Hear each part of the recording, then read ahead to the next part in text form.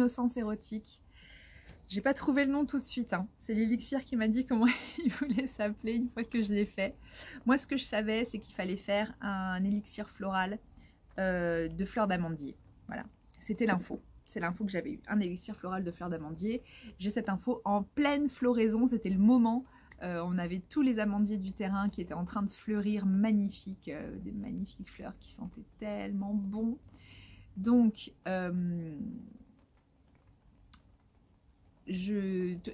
tout a été fait, tout a été canalisé, reçu, hein, que ce soit par mon soi supérieur ou par mes guides, ceux donc, de la lignée du Graal, qui étaient là pour me redonner les recettes et les processus exacts dont il y avait besoin pour fabriquer cette collection. Donc je savais qu'il fallait des fleurs d'amandier et je savais qu'il fallait que ça soit une lunarisation. Pour faire un élixir, normalement on fait tomber les fleurs dans de l'eau pure et on les laisse au soleil. Et là c'était pas au soleil qu'il fallait les laisser, c'était à la lune. Et la nuit aussi, pour que vienne se déposer aussi sur les fleurs une rosée, et une rosée bien spécifique, la rosée des êtres infusés par les êtres vénusiens qui étaient chez moi à ce moment-là. Oui, parce que voilà, vous allez vite vous rendre compte, si vous ne me connaissez pas encore, qu'il m'arrive toujours des trucs qui n'arrivent pas à tout le monde. J'ai une vie un peu spéciale, hein. Donc voilà, moi au lieu de recevoir les copains de Marseille ou la famille du Pays Basque, je reçois des Vénusiens, voilà, qui débarquent. Et donc pendant qu'ils étaient là, ils m'ont dit on va donc infuser cette rosée. Donc très bien, mes petites fleurs d'amandier magnifiques se laissent tomber dans de l'eau pure, dans un grand saladier en verre que j'ai. Je les laisse sous la lune. La rosée vénusienne se dépose dessus. Et il me fallait un alcool. Il me fallait un alcool distillé à mettre dans cette lunarisation de fleurs. Et là, problème, je me dis, je ne peux pas mettre n'importe quoi. Là, tel que je vois ce qu'il y a dans mon saladier, c'est tellement magnifique qu'il va falloir un alcool génialissime. Je peux pas aller acheter ça à Super U, quoi. C'est pas possible. Comment je fais? Et là, le message de Marie-Madeleine est clair, c'est tu vas trouver de l'alcool de très haute qualité facilement et tout près de chez toi, tout près de toi. Bon. Alors je demande à mon homme, je lui dis écoute, il doit y avoir quelqu'un, peut-être que tu connais quelqu'un dans le coin qui a toujours le droit de distiller de l'alcool ou qui fait ça sous le manteau. On pourrait peut-être trouver une bouteille. Il me faut de l'alcool là, il faut que je finisse la préparation de mon élixir, quoi. C'est urgentissime. Il me dit écoute, moi j'avais fait de l'abricotine, donc de l'alcool d'abricot avec les abricots du terrain. Il y a quelques années, je pense qu'il doit me rester une bouteille.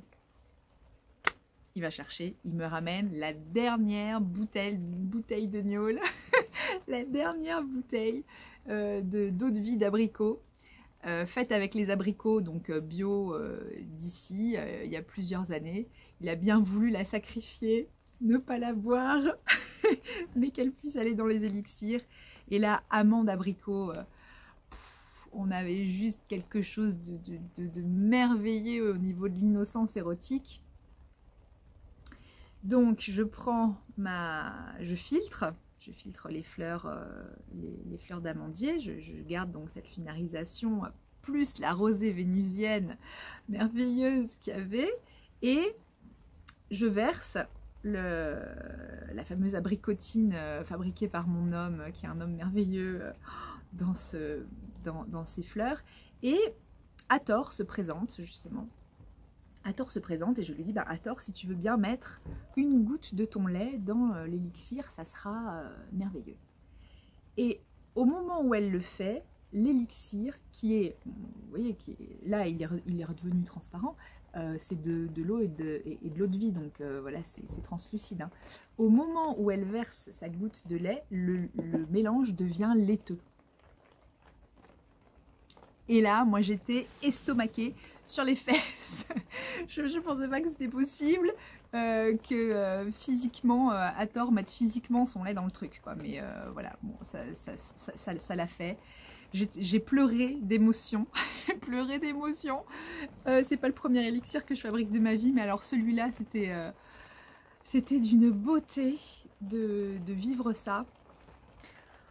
Donc j'ai gardé ça sur mon autel, à charger quelques jours, en remerciant à tort de son lait dans l'élixir que vous allez avoir entre les mains, enfin voilà. Et donc voilà, après le côté laiteux est passé et puis il finit dans les petites fioles blanches et or. Donc cet élixir...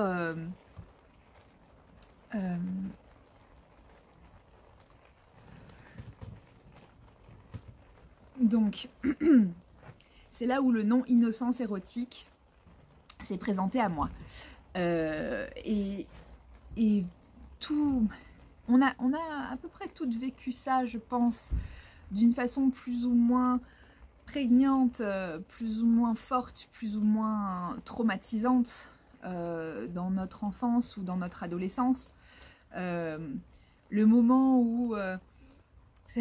on se rend pas compte, on se rend même pas compte qu'on commence à pétiller, qu'on commence à pulser, qu'on commence à envoyer de l'érotisme, quoi. C'est innocent, complètement innocent, et c'est beau. Et le moment où, je sais pas, soit la maman, la tante, la grand-mère, quelqu'un de la famille ou une amie proche vient faire une remarque, quoi. Une remarque désobligeante sur un décolleté trop profond, sur un short trop court, sur le fait, je sais pas, le danger à être une pièce de viande au milieu de mâles assoiffés de sang et de sexe. Ça peut être quelque chose comme ça peut être aussi, ça peut aller jusqu'à l'attouchement sexuel ou le viol. Vous voyez, la palette est assez large de choses qui ont pu faire que cette innocence érotique a été bafouée, abîmée, détruite. Et pourtant, cette innocence érotique, elle n'est pas que l'apanage de l'enfance et de l'adolescence. C'est toute la vie qu'on porte à l'intérieur de nous, cette innocence érotique. Et donc cet élixir, il va être juste merveilleux pour toutes ces situations-là, que ce soit sur le moment ou que ce soit des années après. Donc c'est un élixir mère que j'ai fait, c'est-à-dire que c'est moitié eau, moitié alcool. Donc vous pouvez l'utiliser tel qu'il est pur, 3 gouttes sous la langue 3 fois par jour. Vous pouvez aussi le mettre quelques gouttes ou vider la pipette dans une bouteille d'eau que vous allez boire toute la journée. Vous pouvez le rediluer dans un petit flacon et prendre la dilution de ce flacon sous la langue. Il y a plusieurs façons d'utiliser ça en interne. Si vous savez déjà utiliser un élixir floral, c'est très bien. Si vous avez besoin de plus d'accompagnement, il va y avoir, je pense, un livret qui va être fait ou un accompagnement que vous pouvez avoir directement avec moi. Je peux vous accompagner là-dessus sur quelle dilution je dois prendre, quelle dose et quand. Mais de toute façon, moi je ne sais pas et je ne pourrai jamais savoir pour vous. Il n'y a que vous qui savez. Ce que je peux faire, c'est vous aider à savoir, vous aider à être sûr que vous avez la bonne réponse pour vous. Et vous pouvez l'utiliser aussi en externe. Vous pouvez faire couler une goutte telle qu'elle, pure, sur un endroit de votre corps qui a été, dont l'innocence érotique a été bafouée. Vous pouvez la faire couler dans un peu de crème, d'huile ou de baume de qualité. N'allez pas, hein, n'allez pas pervertir la beauté que j'ai fabriquée. Donc un truc bio, bien. Hein. Donc vous pouvez mélanger un petit peu d'élixir dans une huile d'amande par exemple, ou une huile de noyau d'abricot. Top, on reste dans l'amande et l'abricot, on est bien.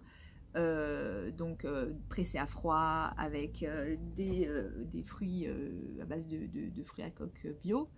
Et vous allez pouvoir masser aussi, tout votre corps si vous avez envie, ou la zone où vous sentez qu'il est resté ce trauma. Voilà, la façon dont vous allez pouvoir travailler avec, avec cet élixir. Et alors sur la durée, en général, c'est une lune, c'est 21 jours.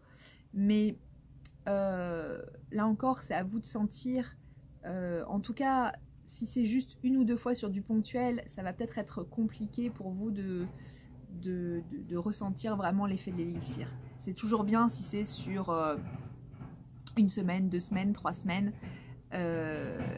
Et là, ce qui va être intéressant, c'est de regarder, d'être l'observateur de ce qui se passe, des choses qui changent, des choses qui changent dans le ressenti de votre corps, des choses qui changent au niveau émotionnel, des choses qui changent dans vos envies, dans vos idées, dans la façon que vous avez de vous tenir, dans la façon que vous avez d'interagir avec les autres ou avec votre compagnon ou votre compagne. Tout ça, ça va être intéressant et de rentrer dans une espèce de danse en fait avec l'élixir, et il va vous faire bouger et vous allez réajuster, il va vous refaire bouger et vous allez réajuster et il va danser avec chacune d'une façon très différente et complètement personnelle. Et ça, je ne pourrais pas vous le dire, c'est vous qui allez me le dire. J'espère d'ailleurs avoir vos retours sur cet élixir. Et je vous retrouve dans la vidéo pour parler de l'élixir suivant.